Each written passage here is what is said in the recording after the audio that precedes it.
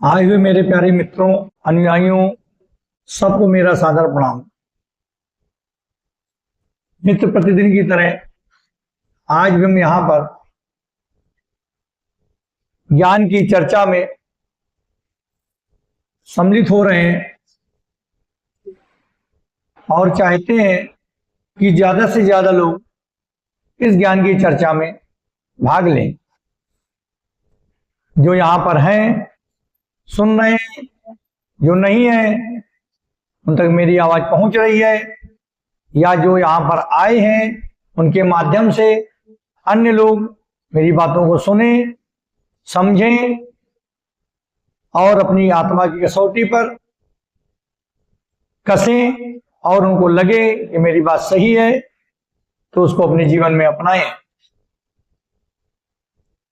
मेरी ज्ञान की चर्चा का मूल उद्देश्य यही है कि हमारे पास जो ज्ञान है, जो हमारे प्रभु ने दिया है, वो सब तक पहुंचे।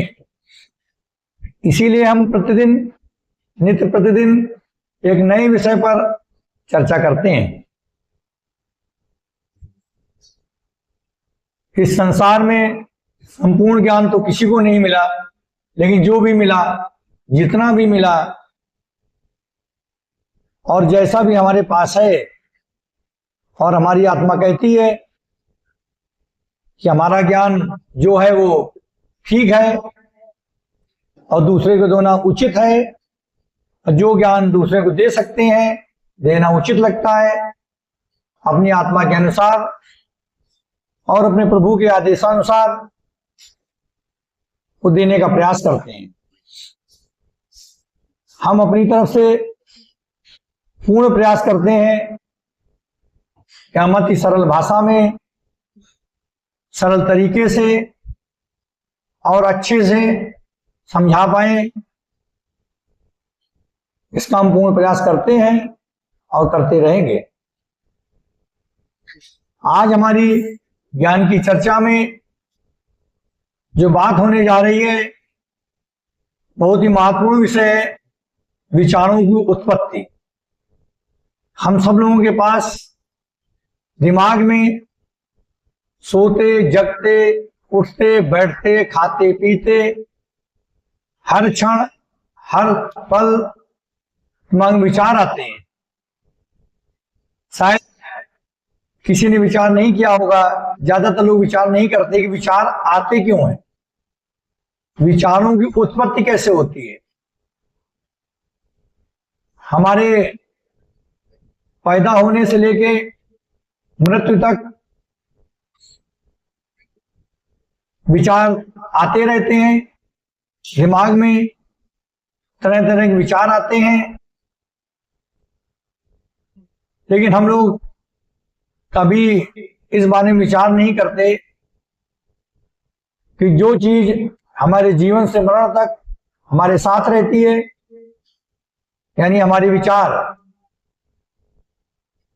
जब तक हम जीवित हैं, सांस लेते हैं, सांस टूट नहीं जाती, तब तक हमारे दिमाग में तरह तरह के विचार चलते हैं। अच्छे भी चलते हैं, बुरे भी चलते हैं, धार्मिक चलते हैं, तमाम तरह के विचार चलते हैं, लेकिन हम लोग इस बारे में सोचते नहीं है। आज हम इसी पे चर्चा करने जा रहे हैं कि विचारों की उत्पत्ति कैसे होती है। ये उसी तरह है जैसे हम सोचें किसी के जन्म कैसे होता है, उसी तरह विचारों की उत्पत्ति कैसे होती है।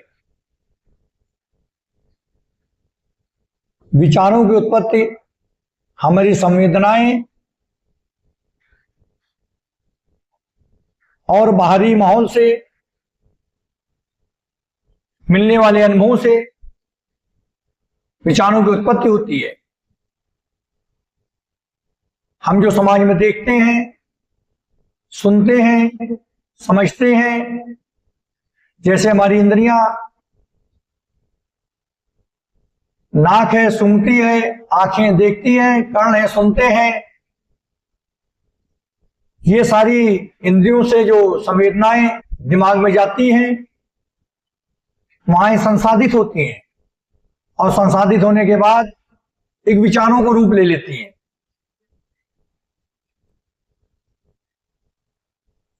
विचार हमारे दिमाग में अपनी आवश्यकताओं से भी जन्म लेते हैं, जरूरतों के अनुसार जन्म लेते हैं, कल्पनाओं में भी जन्म लेते हैं। यानी समस्त दिनचर्या में जो कार्य हम करते हैं, इंद्रियों से भी विचार जन्म लेते हैं। जैसे आवश्यकताओं को भी ले लें तो हमें जिस चीज की आवश्यकता होती है उसके बारे में विचार उठता है, उसके लिए हम सोचते हैं, वो दिमाग में जाके संसाधित होता है, वहां से विचार का एक रूप लेता है। इंद्रियां जो सुनती हैं, देखती हैं, ये सारे संवेदनाएं हमारे दिमाग में जाते हैं और संसाधित होकर विचार का रूप ले लेते हैं। कल्पना, जैसे हम कल्पना करते हैं किसी के बारे में, किसी वस्तु के विषय में, ये भी दिमाग में जाकर एक विचार का रूप ले लेते हैं। हमारी आवश्यकता भी विचारों की जननी है, इंद्रियां भी विचारों की जननी है, कल्पनाएं भी विचारों की जननी है।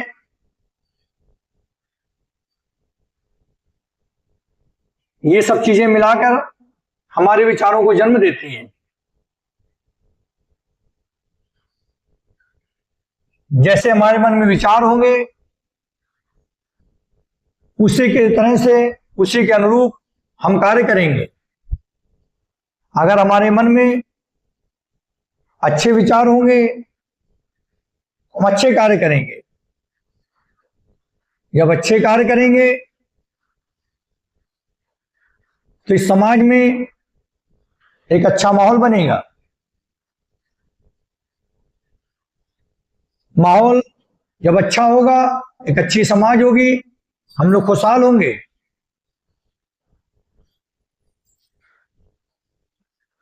अगर हमको अपने मन में अच्छे विचारों को संचारित करना है, इसके लिए हमें कुछ ज्यादा करने की जरूरत नहीं है। यदि मन में अच्छे विचार नहीं आ रहे और अच्छे विचारों को हम लाना चाहते हैं, क्योंकि आत्मा निर्धारित कर देती है, सबको बता देती है कि कौन सा विचार अच्छा है और कौन सा बुरा है, कौन हमारे हित में है, कौन हमारे अहित में है। इसीलिए हमने सबसे पहले आत्मा के बारे में चर्चा करी थी। आत्मा ही है जो अच्छे और बुरे के विषय में हमको बता पाती है।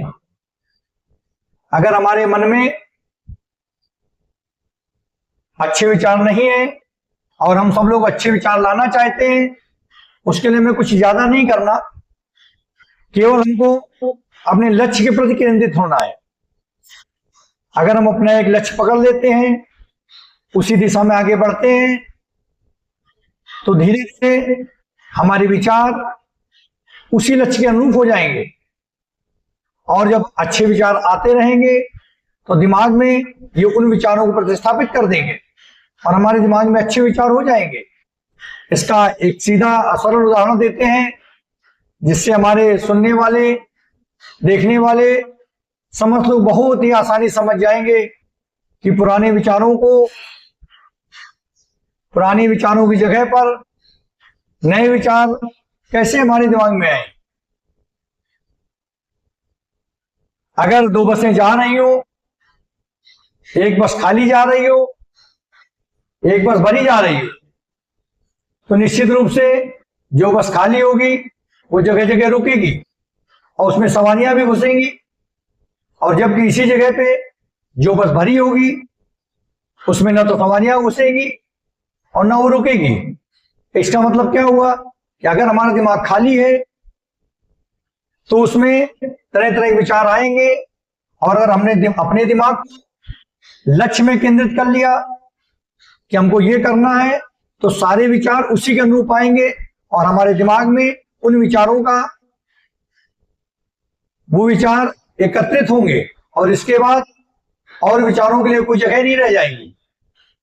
तो अगर हमें अपने दिमाग में अच्छे विचारों को लाना है तो हमें अपने को एक लक्ष्य की तरफ केंद्रित करना होगा, अपने को एक टारगेट देना होगा और उसी लक्ष्य के पीछे चलना होगा।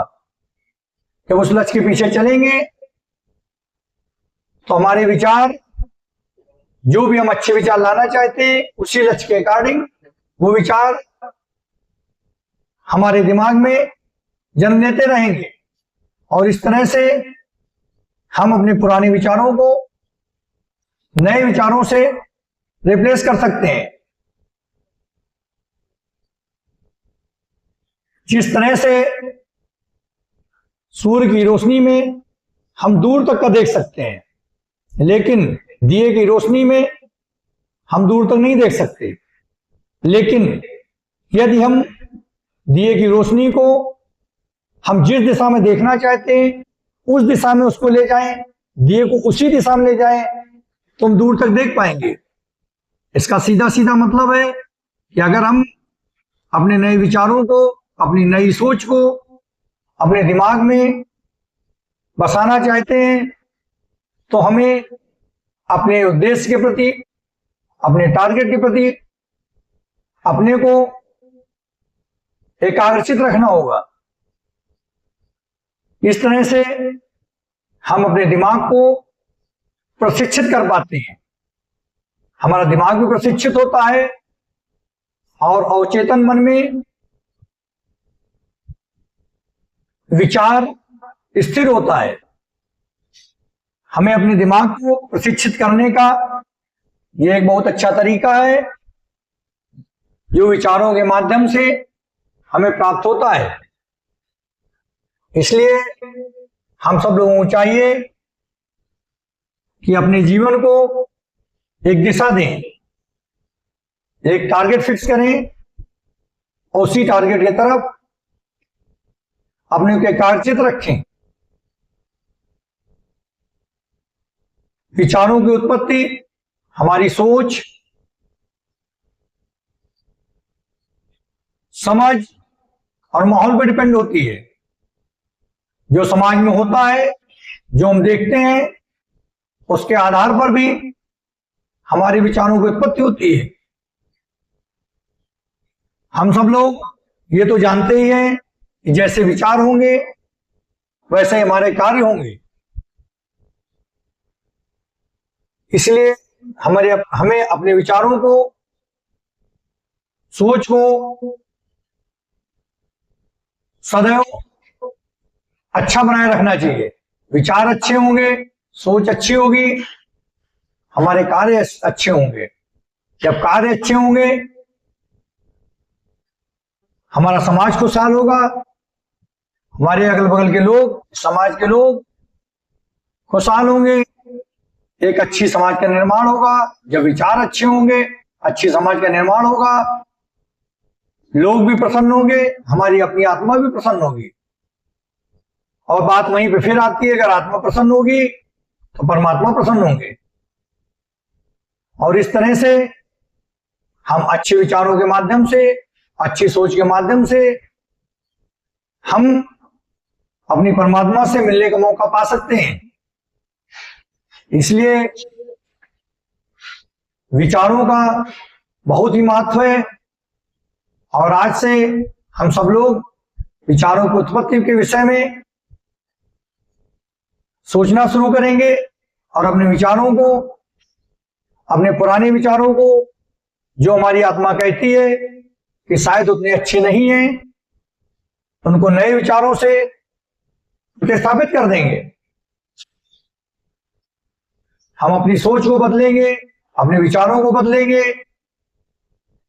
जैसे अगर हमारे विचार अच्छे लग रहे हैं तो आप लोग अपने विचारों को हमारे विचारों से प्रतिस्थापित कर सकते हैं। जो विचार अच्छा लगे उसको अपने दिमाग में स्थापित करिए, जो अच्छा ना लगे उसको छोड़ने का प्रयास करिए। तभी हम अच्छे से और अच्छा और अच्छे से और अच्छा और अच्छे होते चले जाएंगे। इस संसार में कोई ऐसा ज्ञानी नहीं है सिवाय ईश्वर के जो कहे हमें संपूर्ण ज्ञान मिल गया है। संपूर्ण ज्ञान तो केवल प्रभु के पास है। हाँ, लेकिन जो ज्ञान है उसको और ज्ञान अर्जन करते रहे और ज्ञान बढ़ाते रहे तो ज्ञान बढ़ता रहेगा। ज्ञान बांटने से बढ़ता है। इसलिए हम आप लोगों के बीच में नित्य प्रतिदिन ज्ञान की चर्चा में शामिल होते हैं और अलग अलग पहलुओं पर ज्ञान की चर्चा करते हैं। अगर आप लोगों के मन में विचारों की उत्पत्ति को लेकर कोई सवाल है तो निश्चित तौर पर पूछ सकते हैं। आज की ज्ञान की चर्चा को हम यहीं पर समाप्त करते हैं। सोमवार को फिर इसी समय आप लोग बीच में ज्ञान की चर्चा करेंगे। ओम नमः शिवाय।